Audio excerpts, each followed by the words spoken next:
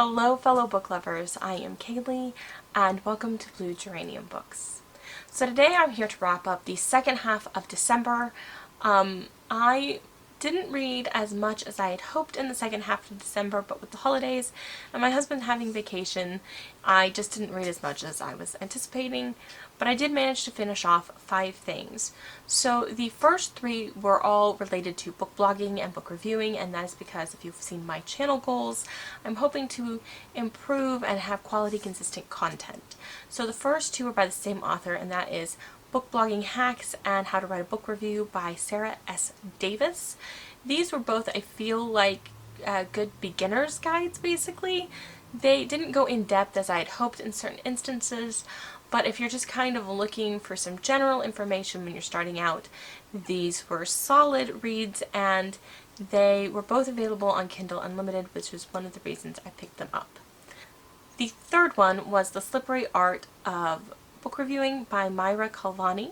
This was definitely a more serious look. It was aimed at beginners, but people that are hoping to do professional type book reviews, while they maybe not anticipating getting paid for them, they want their quality to be more like a professional book review opposed to perhaps a personalized blog where the writing style is different. So this one I felt was really interesting. I read some reviews that said they felt like it was outdated, but I don't really feel that it was. I just think it was kind of aimed at a different audience than like the other 2 necessarily.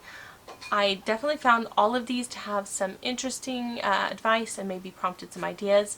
If I were to recommend one, I'd probably go with The Slippery Art of Book Reviewing if you're looking to improve your book reviewing skills, but all 3 of them had some advice, and if you have Kindle Unlimited, the first 2 of course are included in that, so that would be a great way to read them. The last 2 things I'm going to talk about today were both fiction. The first being A Christmas at Cold Comfort Farm by Stella Gibbons. This is actually a short story collection. I kind of went into it thinking they were all Christmas related, but they weren't. They're just all short stories by Gibbons. I enjoyed this collection overall, but like with most short story collections, there were some that I really enjoyed and some that didn't quite hit with me. So I ended up giving this a 3.5 to 4 stars. Gibbons is got a kind of great style. Her prose is always, top notch, but some of these short stories I just didn't quite get, and then the others, while I really did enjoy them, I think that this is really going to appeal to fans of Gibbons' writings or perhaps fans of Barbara Pym, but it probably wouldn't appeal to a broad mass of people in general. But if you like kind of more modern classics, like I said, Pym and Gibbons herself, then you should check this out. It is an enjoyable collection. Just don't go into it expecting all Christmas tales, because they're really, really not. The last thing I'm going to talk about is actually a short story, and that is the first in the Faraway collection that Kindle recently released, and that is The Prince and the Troll by Rainbow Rowell. So the first caveat is I've never read anything by Rainbow Rowell, so I have no feelings one way or the other about her writing. This, I would say 3 stars. I don't know that I've actually put a rating on Goodreads. I basically finished it and kind of just sat there wondering what I had finished.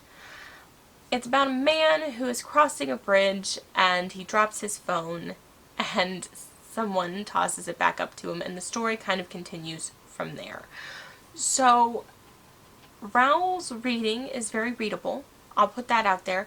So it moves real quick, you get kind of pulled in, but the story in and of itself didn't really click for me. I couldn't quite figure out what she was going for a while, and then by the time I did, it just didn't quite fit with the first part of the story to me. So,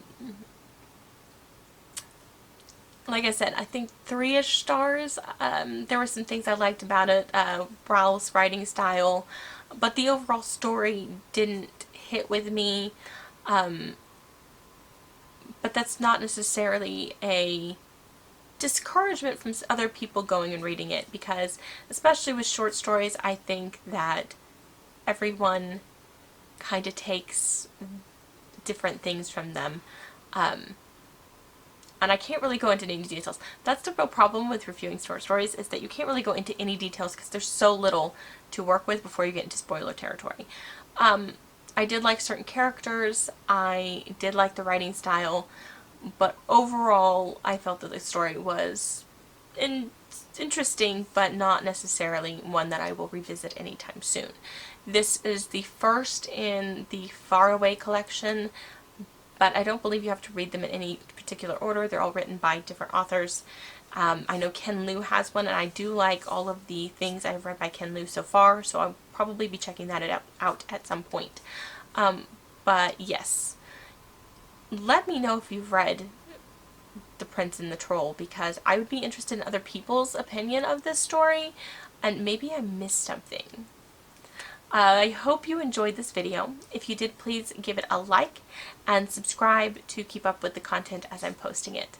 Thank you so much for watching, and until next time, happy reading.